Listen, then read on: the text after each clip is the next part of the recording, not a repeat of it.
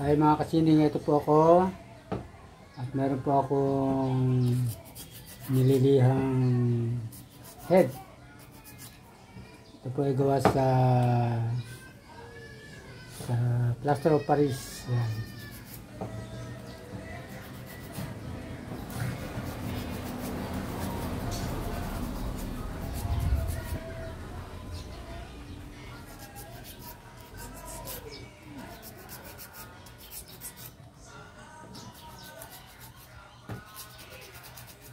Ang ganda pa sa plaster of Paris, kailangan siyang, hindi mo siya pwedeng hubugin na katulad ng clay. Ito, hubugin mo siya pag nilagyan mo ng kumbaga sana gagawa ko mo ng black yung bago saka mo siya kakarve. Ito po yung mga ito sa plaster of Paris. Pero may isang paraan na pwede. Kasi ito nagawa ko ng styro na daw ko kinopyahan ng tao. Pagkatapos ginawa ko sa kanya yung nagawa ko ng styro, coating head na, nilagyan ko siya ng plaster of Paris. Ito yung kanyang produkto, ito yung kanyang kinalabasan. Kaya po wala siyang laman ng loob.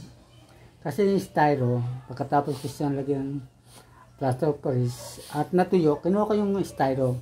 Kaya kita nyo, wala siyang laman ng loob. Yan. Yan. Ayun siya ngayon. Yan.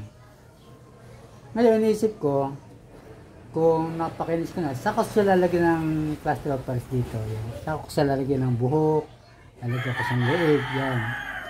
Parang mas mahanap kasi tayo ng yung alternatibong paraan para mas madali siyang gawin.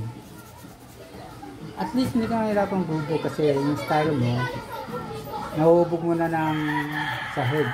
Meron siyang mata, meron siyang ilong. Yan. Ngayon, papakinisin ko na lang siya. At nalagyan ko siyang detalye pag napakinis ko siya.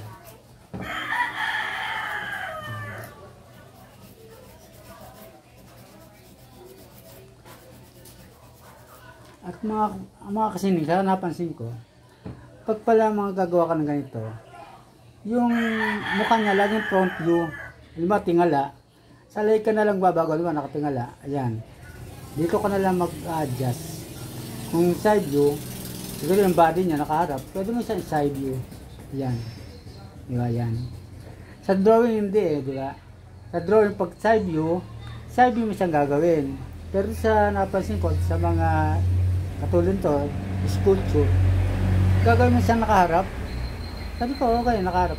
Kasi bahala ka na kung gusto mo siyang, kung ano ang gulo gusto mong gawin sa kanya.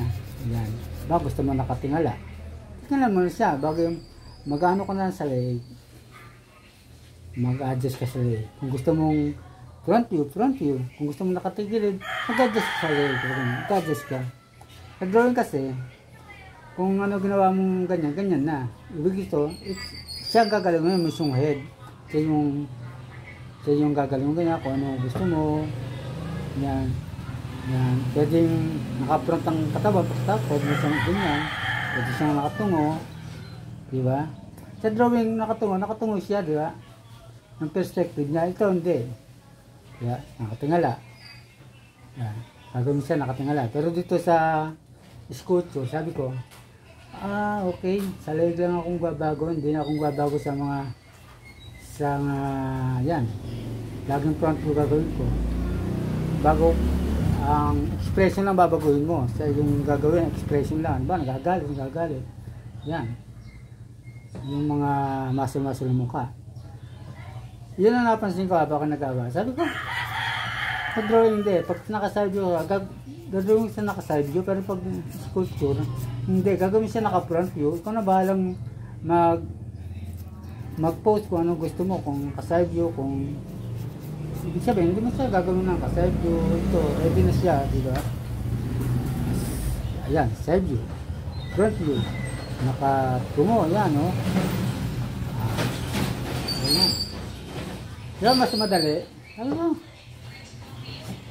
Saka yung for shortening pala nito, ano ba, kamay. Gagawin mo rin siyang buo. Hindi katulad sa drawing. Dadayan mo sa shading, shadow, gano'n. Mas mahirap. Ito kasi, ayun, nakaganyan ang kamay mo. Yan, ganyan. Pag ginawa mo siyang sculpture, nakaganyan siya. Iyaharap mo lang ang tao pa ganyan. Kaya ang kamay niya nakaganyan. Mas ano, sa akin sabi ko, parang masarap ang sculpture. Pero mahilig na ako sa painting, ano, painting ko. Ayan, painting.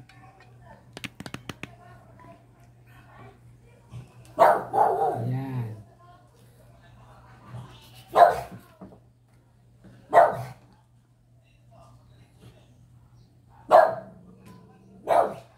Save you. Ayan. Hindi mo na siyang gagawin pa sa draw na save you, portion tingin mo, gagawin mo rin buo. Hindi mo siya katulad sa drawing, pag ganyan, nakaharap ang kami mo, ganyan siya gawin mo, naka-close up, pero pagdating sa sculpture, nakaganyan siya sa tunay na ano, nakaganyan. Pipihitin mo lang yung sculpture mo para nakaganyan siya. Oh. Yan. Yan. Pero nakaganyan siya. Yan. Okay. Okay, mga kasining. Ito yung mga ginagawa ko. Yung styro, kaya wala naman loob. Ayan. Technique. Styro lang pala. Ang nag-advise sa kanya si Ferdinand Sanchez. Kaya ang laki ng utang na loob ko sa kanya. Ang laki ng titin sa kanya. Thank you mga kasining. Okay, bye-bye.